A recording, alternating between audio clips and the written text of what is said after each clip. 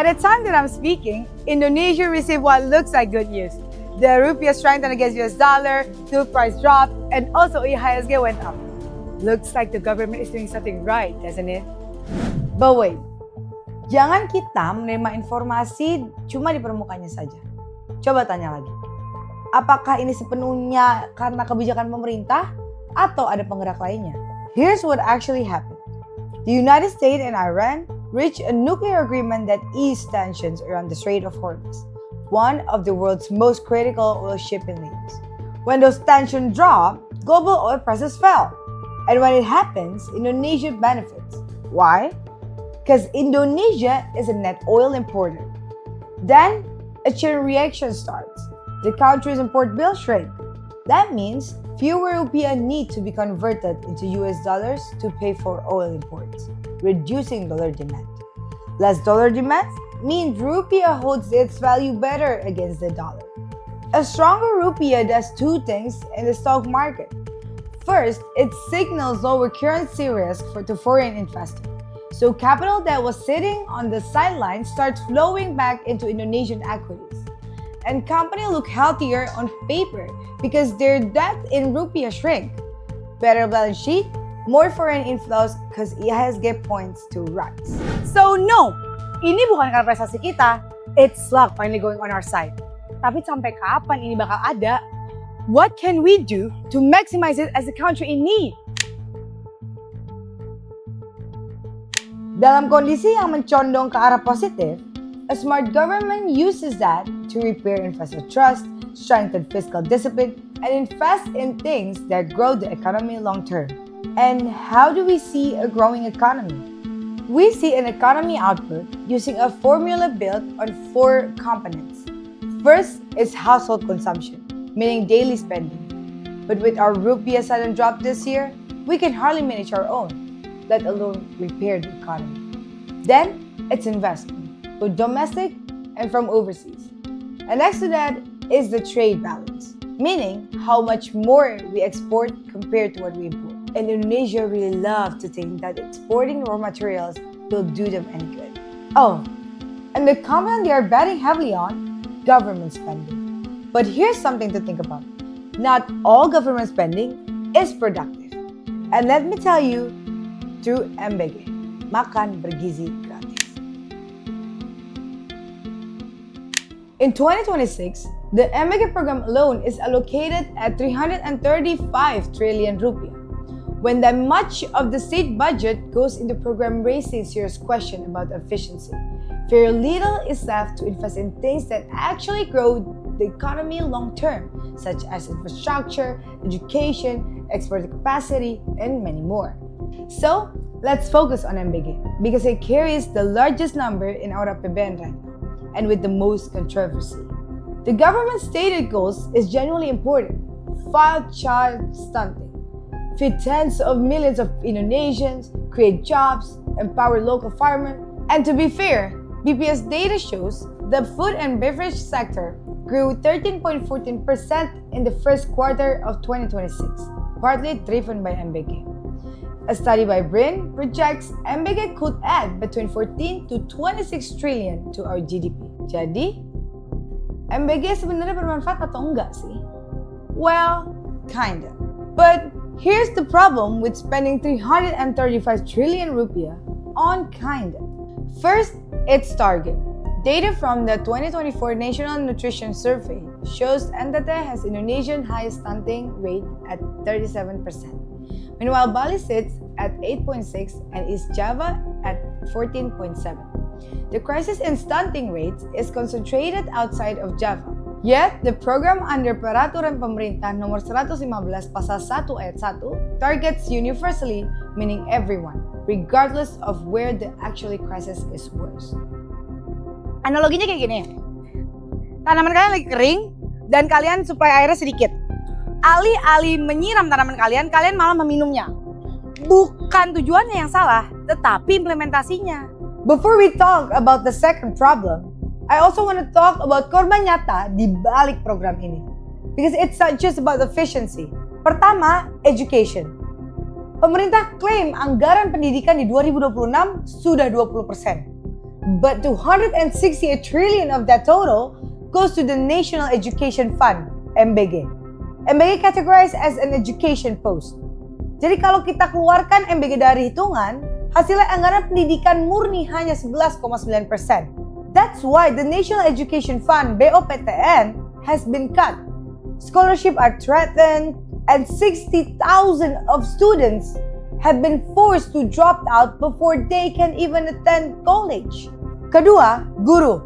Some PPPK teachers receive a salary of 50,000 rupiah a month. 50,000. Meanwhile, thousands of MBG kitchen workers has been promoted to civil servants. Guru yang bangun generasi malah kalah prioritasnya dari orang yang nyendok nasi. Ketiga, riset.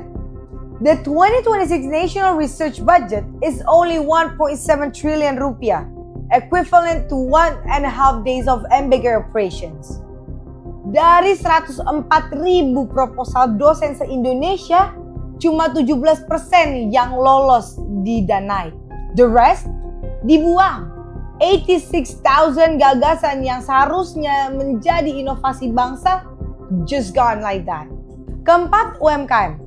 Food stalls and canteens near schools lost 30 to 50% of their turnover. Micro business owners were hampered by requirements only large players could meet. Program yang katanya mendukung UMKM actually marginalized them. Kelima, perempuan.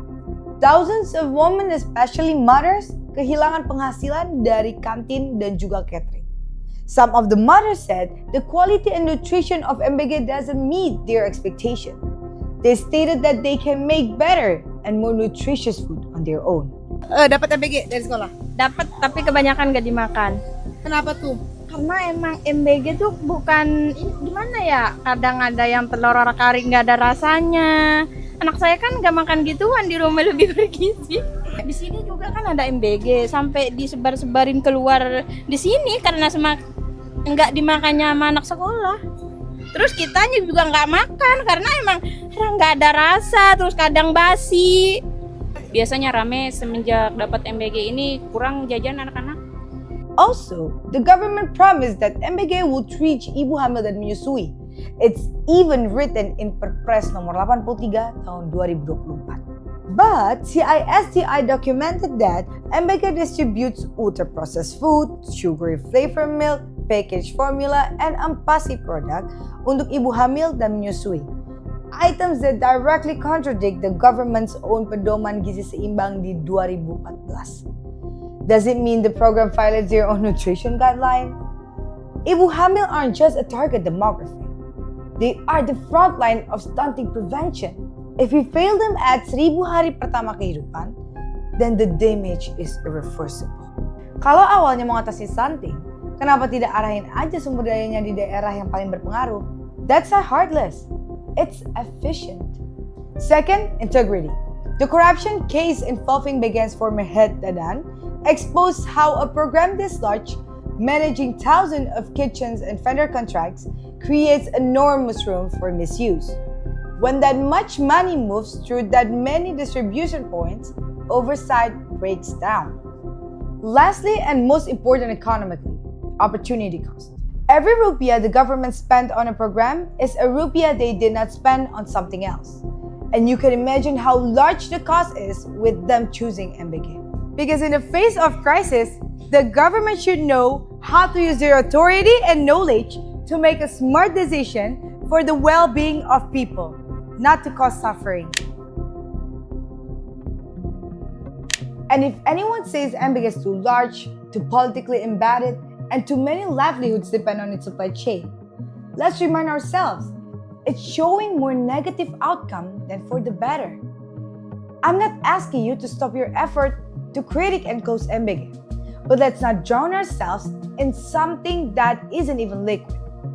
Here's something new, a fresh program worth watching closely, Koperasi Merah Putih. The idea sounds reasonable. 80,000 cooperatives across villages and neighborhoods, locally sourced goods, community empowerment, breaking the poverty cycle from the ground. Kita dalam waktu dekat akan membentuk 75.000 sampai 80.000 koperasi desa. Tapi lihat lebih dekat. In May 2026, a video circulated showing trucks labeled Kopdes Merah Putih collecting stocks from the Indomarka warehouse, a national distribution entity under the Stalin Group, the same group that runs Indomaret.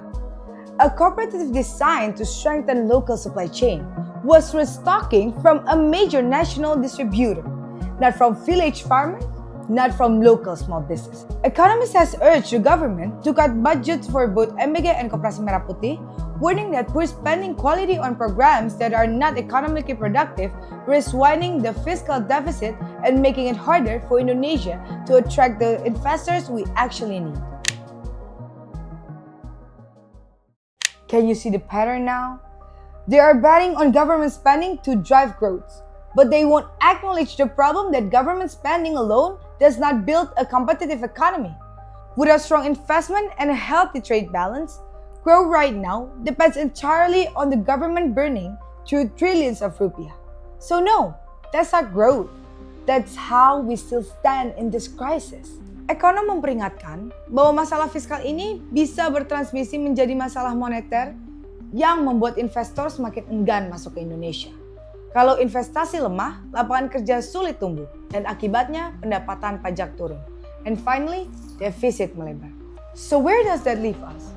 Use this opportunity wisely, fix what isn't working, watch them closely, and the most important thing is demand transparency. Karena kita semua punya hak untuk bertanya, uang ini pergi kemana dan apakah itu sepadan? We need to remind them that efficiency is care with accountability. A government that spends money without targeting is not them being generous. It's them being reckless with all of our money. And we need to think and talk critically about it. Karena itu yang namanya menjadi warga di suatu negara. So gimana menurut kalian? MBG dihentikan apa diefisiensikan?